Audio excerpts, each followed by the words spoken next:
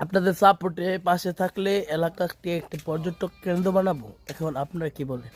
এলাকার মধ্যে একটি নতুন বিজনেস হচ্ছে গিয়ে ক্যাফে দেওয়ার চিন্তা ভাবনা করতেছি, যেন দূরের মানুষরা আসে, এলাকার একটু উন্নত হয়, বাইরের টাকা এলাকায় ঢুকে তার একটা চিন্তা ভাবনা করতেছি। তো আমরা তো বেকার বসে থাকলে আর চলবে না, কিছু একটা করতে হবে। তো তরিকুল মেহেদি আমরা সবাই মিলে চিন্তা ভাবনা করছি, দেখা যাক কয়জন মিলে এলাকাকে একটা পর্যটক কেন্দ্র বানানো যায়, এলাকাকে উন্নত করা যায়, তা নিয়ে আমরা কাজ করছি। আপনারা আমাদেরকে ফুললি সাপোর্ট দিবেন, মানসিকভাবে পাশে দাঁড়াবেন, তাই আমরা আপনাদের কাছ থেকে কাম্য করছি।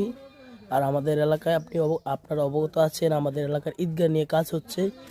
যে যা পারেন আমাদের ঈদগাহ আর্থিকভাবে বা আপনাদের ফ্রেন্ড সার্কেল, অফিসের কলিগ যারা আছে ওদের সাথে কথা বলবেন, আমাদের গ্রাম নিয়ে বলবেন, আমাদের সব কিছু নিয়ে বলবেন। আমাদের আরেকটা জিনিস ঈদগাহ একটি সামাজিক অংশ, এই ঈদগার কাজটি হয়ে গেলে আমাদের সমাজ পরিপূর্ণ। তারপর হচ্ছে একটা মাদ্রাসা, ওটা নেক্সটে চিন্তাভাবনা হবে। কিন্তু এখন আপাতত ঈদগার যে মিনারটা আছে ওইটা নিয়ে যদি কাজ হয় তাহলে আমাদের এলাকাটি গোরস্থান, ঈদগাহ, মসজিদের জায়গা সব কিছুতে পরিপূর্ণ হবে। যে দেখতে পাচ্ছেন এলাকায় ধান কাটা শুরু হয়ে গেছে, যে মিলন কাকা অলরেডি আবার জ্বালা ফালাই দিচ্ছে নামার বন্ধের জন্য। সো আপনারা হয়তো অনেকে এলাকা দেখেন না, এই যে দেখতে পাচ্ছেন এলাকা এখন খুব সুন্দর দেখায়, গাড়ি আসে।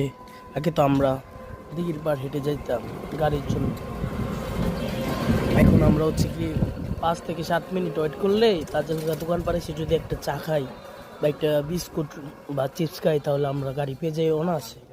সো আমাদের যোগাযোগ ব্যবস্থাও ভালো হচ্ছে, রাস্তাও ভালো হচ্ছে।